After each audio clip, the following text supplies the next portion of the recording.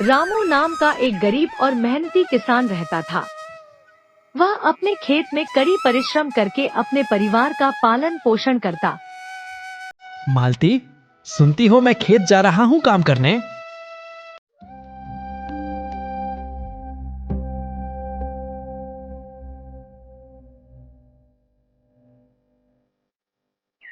खेत पर जाकर कड़ी परिश्रम करने लगा।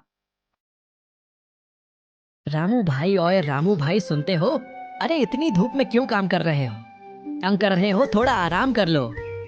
क्या करें हरिया भाई, हम किसानों के लिए कहाँ धूप और कहाँ छाव काम नहीं करेंगे तो परिवार को खिलाएंगे क्या?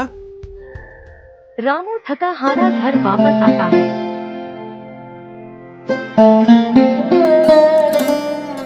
आरती के पापा, सुनते हो? ऐसा कैसे चलेगा? न 2 वक्त का खाना सही से खा पा रहे हैं, कुछ कर पा रहे हैं। आरती भी बड़ी हो गई है, अब उसका भी विवाह करना होगा। कैसे होगा? हमें तो कुछ समझ में नहीं आ रहा है। तुम तो देख ही रही हो, दिन भर से मेहनत करने के बाद भी फसल अच्छी से नहीं हो रही है। चिंता तो हमें भी है बिटिया के शादी की।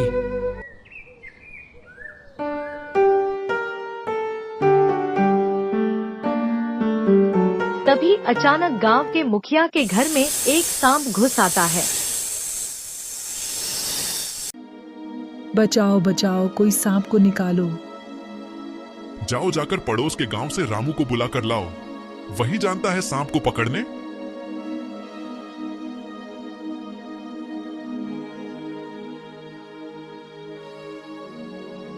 रामू भाई मुखिया, आपको बुलाए हैं, घर में सांप घुस गया है। ठीक है, चलो।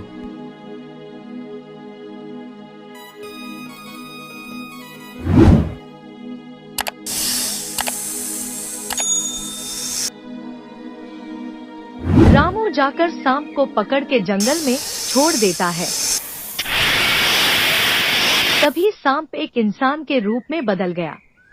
तुमने हमें कोई नुकसान नहीं पहुंचाया, तुम एक ईमानदार व्यक्ति लग रहे हो। बोलो, मैं तुम्हारा क्या सहायता कर सकता हूँ? रामू अपनी सारी बातें बताते हुए रोने लगा। अरे अरे, रोते क्यों हैं? मैं हूं ना, बोलो क्या चाहिए? हमें कुछ नहीं चाहिए, बस अपनी बिटिया की शादी की चिंता है। यह लो मोती, चुपचाप घर पर रख देना और उसके बारे में किसी को बताना नहीं, नहीं तो मोती गायब हो जाएगा। यह मोती जब तक तुम्हारे पास रहेगा, तुम्हें कभी किसी चीज की कमी नहीं होगा और तुम्हारे कारोबार, खेती, सभी चीज में मुनाफा होगा।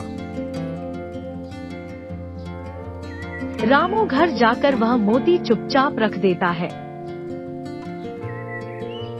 दूसरे दिन जाकर देखता है, उसके खेत में बहुत सारी सब्जियां फला हुआ था। अरे वाह, ये तो बहुत सारी सब्जियां हैं, उसे बेचकर मैं अच्छा मुनाफा कमाऊंगा और इससे हमारे तकलीफें खत्म हो जाएगी और अपनी बिटिया का भी शादी कर पाएंगे। सुनिए ना, भोजन कर लीजिए। यह क्या इतनी सारी सब्जियां, लगता है भगवान हमारी सुन ली।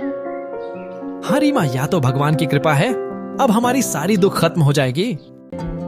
धीरे धीरे रामू गांव का सबसे बड़ा आदमी बन गया।